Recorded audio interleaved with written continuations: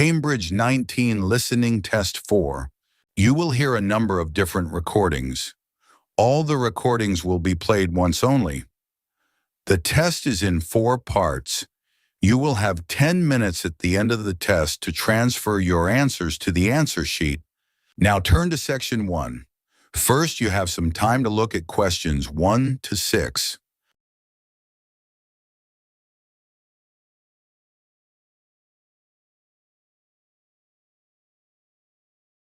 Listen carefully and answer questions 1 to 6. Hello, Charlotte. I'm Caden, one of the supervisors. Welcome to the team. Hi, Aiden. It's Caden. I'm so sorry. Don't worry. People often get my name wrong. They never know how to spell it. It's Kaeden, in case you ever need to write it. I'll try and remember.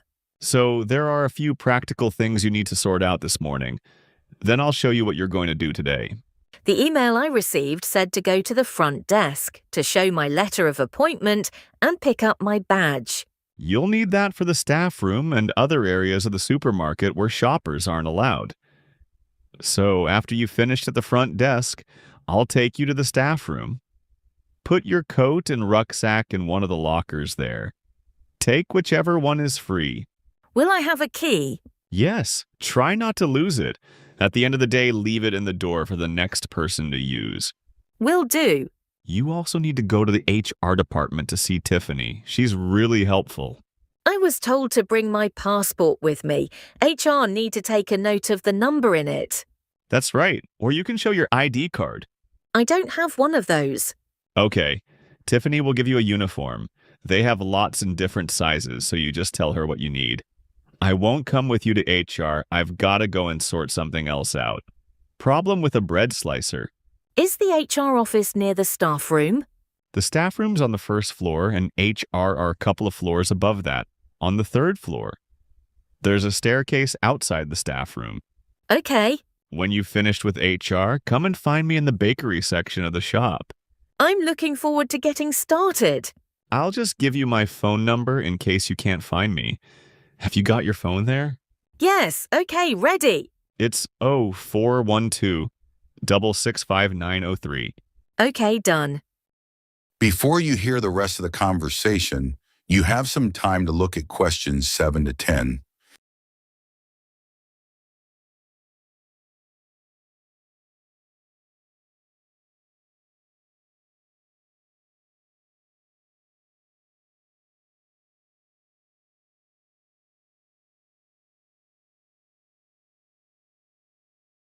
Now listen and answer questions 7 to 10. So, Charlotte, your tasks today are in the bakery section, on the sushi counter, and on the meat and fish counters. The first job is to check sell-by dates on the bread and cakes. If any of the dates are today's, put a new price label on the packaging. What if any of the labels are yesterday's dates or older? Do I throw those items away? Yes, but that shouldn't happen. We check the stock every day. When something needs a new price label, put a yellow one on the package next to the original price. Okay. After that, you'll go to the sushi takeaway counter. Will I be preparing boxes of food? For today, you'll just be helping the staff. Yes, of course. You'll see lots of flat cardboard boxes at one end of the counter. Beneath those is where we keep the plastic boxes. We run out of those really quickly, so you should bring more from the storeroom. Is that my only task on the sushi counter? Number you also need to clean the area where they prepare the dishes. There are cloths and bottles of spray by the sink. Oh, and please make sure you clean that too. Sure, that's important, isn't it? Absolutely, but you mustn't wash up knives. You have to do some training before you're allowed to touch sharp objects. What should I do if there are any? Ask someone to put them in the dishwasher. Okay, thanks. I don't want to get anything wrong. Don't worry, you'll be fine. And I'll be around to help. Right. Finally, the meat and fish counters. You need to clean the area where staff serve customers, including wiping the weighing scales. Okay, anything else? The fish is laid on ice, but when that starts to melt, you'll need to get more from the cold room. I know the staff on the food counters wear a hat. Will that be the same for me? You won't be serving customers directly, so no. But make sure you put on thermal gloves when you take anything out of the cold room. The temperature's low enough in there to get frostbite from touching things. Understood. That is the end of part 1. You now have half a minute to check your answers.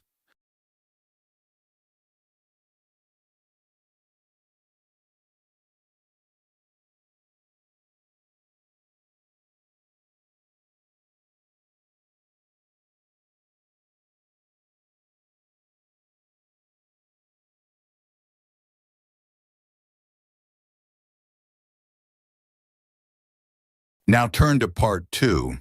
First, you have some time to look at questions 11 to 14.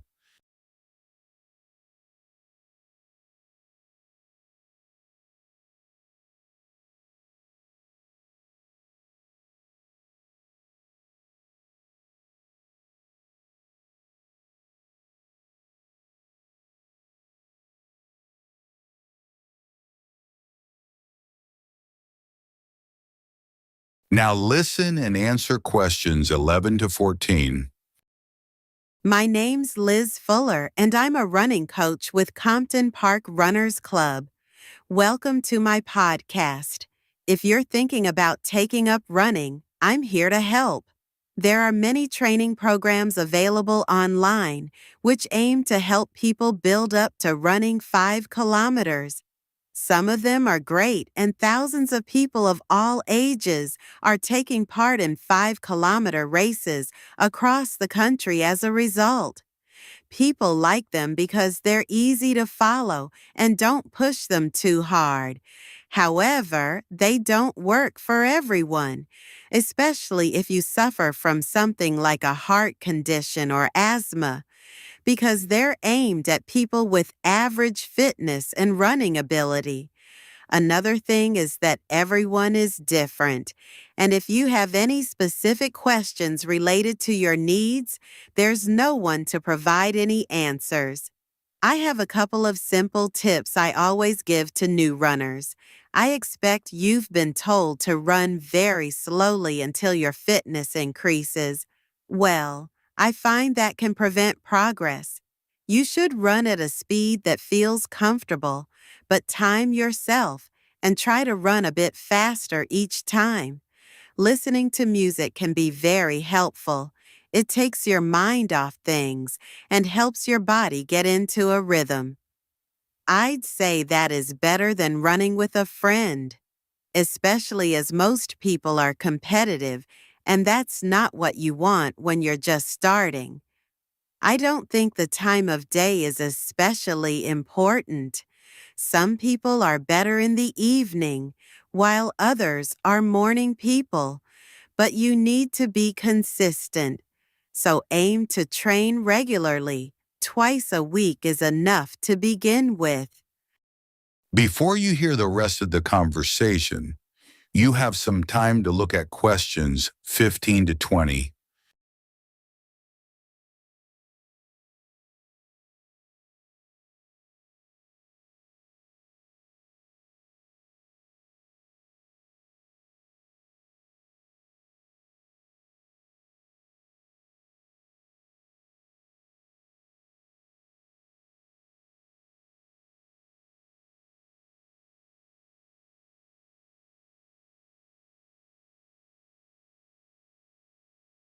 Now listen and answer questions 15 to 20.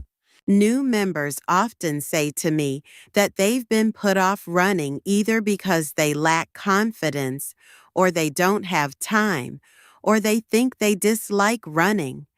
Sari, for example, joined the club 2 years ago at the age of 40.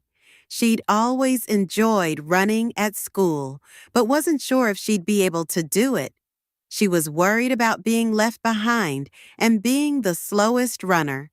But she says she was made to feel so welcome, she soon forgot all about that. James had always hated the idea of running, but a friend encouraged him to come along for a taster session, and he hasn't looked back. He never misses a training session, despite having a really demanding job. Leo was worried about having to commit himself to training sessions every week and wasn't sure he'd be able to fit training into his busy schedule. But after experiencing a lot of stress at work, he came along to us and gave it a go. Now he says he feels much more relaxed and he looks forward to his weekly run. Mark is quite typical of our new members. He's never considered himself to be a sporty person, and it was only when he retired that he decided to take up the challenge of trying to run 5 kilometers. It took him months to find the courage to contact us, but felt reassured immediately as there were other people his age who were only just taking up running for the first time. My own journey hasn't been easy. I did my first marathon when I was 37, after having had 2 kids. My husband had been running marathons for years, but I never dreamed I'd be doing one with him. I managed to complete it in 4 hours, but I felt like giving up halfway through. It was only the support of the spectators that kept me going. I do think signing up for a race of whatever length is motivating, whether it's 5K or 25K, because it's good to have something to work towards, and it gives you a sense of achievement. I did my first 10K after only 6 months, which was certainly very challenging and not something I'd necessarily recommend. But after you've been training for a few weeks, it's worth putting your name down for a 5K. Some people find they only need a few practice runs before taking part in a race, but I'd give yourself a couple of months at least. Well, I hope that's given. That is the end of part 2. You now have half a minute to check your answers.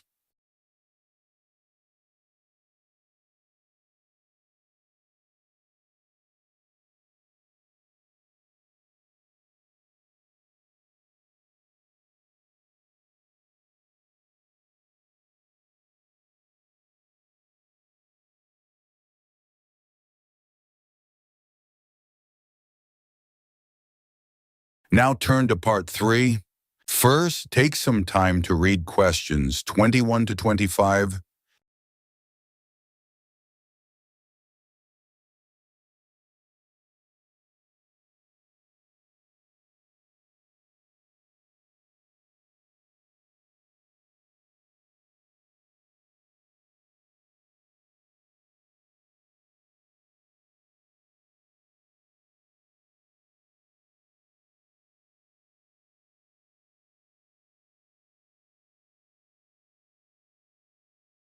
Now listen and answer questions 21 to 25. So Jane, you'll be off to Denmark soon to do your work placement. Yes, I'm really looking forward to it, and I've just started packing up all my books to put in storage. Well, I hope they don't get spoiled. It's okay. My grandfather works in a bookshop, and he told me how to pack them. Oh, that's helpful. He says you have to support the spine, otherwise the paper can come away from the cover. Yeah, that's obvious. He also told me to pack them flat in the box, not on their side. Again, because they can bend, and if you leave them like that for, say, a year, it's quite hard to get them back to their normal shape. Well, it's pretty clear that ruins them, but a lot of people just can't be bothered to protect their books.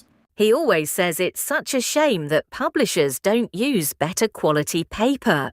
It's the acid in the paper that causes the problem, isn't it? Yeah, that's why old books go yellow. You know, some of the books my grandfather's given me are like that already. Oh.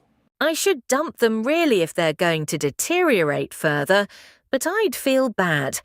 They'll always remind me of him. He's quite a collector, you know.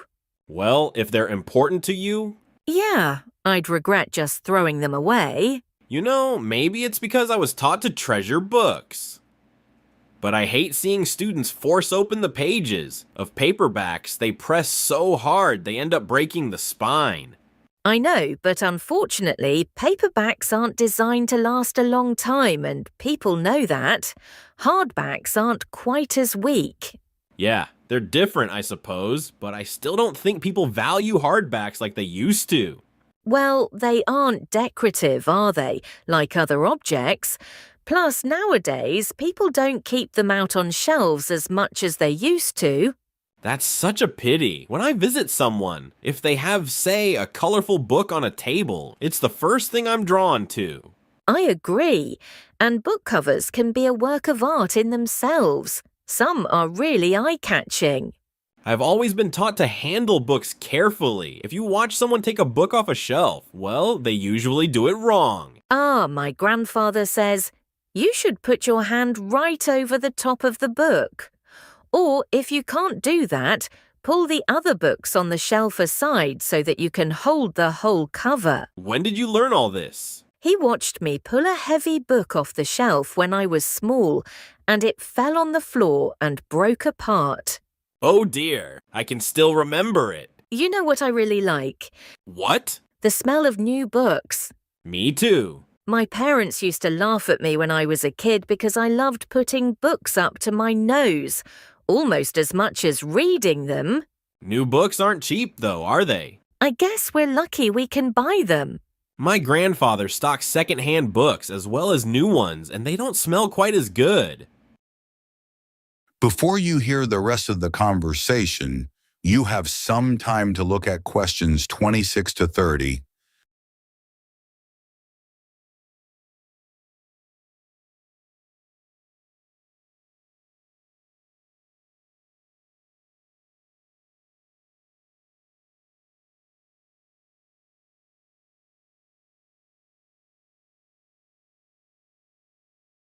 Now listen and answer questions 26 to 30. I'd love to have a bookshop like your grandfather. What's it like? Well, it's quite big. It's got 2 floors and an attic, and he stocks all kinds of books, really. I guess he treasures things like first editions and other rare books. Yeah, you might think he'd keep those in the attic or somewhere. So they'd be hidden. Yeah, but he likes people to know that he has them, so he puts them out in the shop, but makes sure you need a ladder to get them. Right, that would prevent any thefts. Mm-hmm. Does he stock books for children? He does. He particularly likes to encourage kids to read. He always says that he used to sit under the stairs as a child with a pile of books and read them all. Is that where he keeps them then? Not exactly. He's got a dedicated area on the ground floor with cushions so that parents can enter with their toddlers, go there and spend some time reading to them. Oh, cool. And then there's a place for pushchairs by the front door and a cafe if anyone needs refreshments. That's good to know. As I said, it's a big shop and there's a storage area out the back as well. Well, what does he keep there? Books he wants to throw away. He hardly ever throws anything away. He just leaves unwanted books by the front door for customers to take. Well, that's very nice. Yeah, and books people or institutions have requested, they all go at the far end. Oh, He thinks it's best to keep these out of the main shopping area as they're boxed and new. did you get your course books from him? Naturally, he stocks books for a lot of the colleges. He used to keep these books on the first floor, but now there's a new university in my hometown. He's moved them downstairs to attract the students. They're actually part of the coffee shop, on low shelves all around it. Pretty central then. You'll have to take me there sometime. That is the end of part 3. You now have half a minute to check your answers.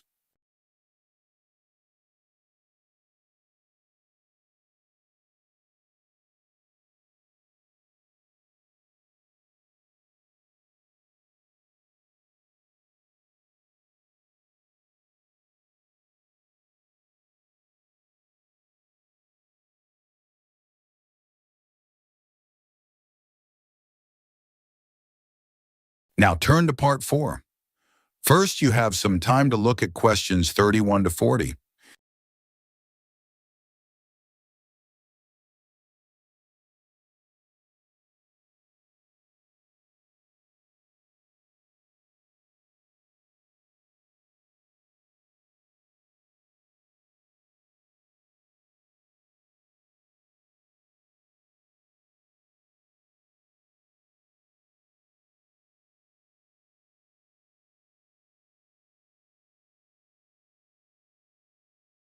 Now listen and answer questions 31 to 40.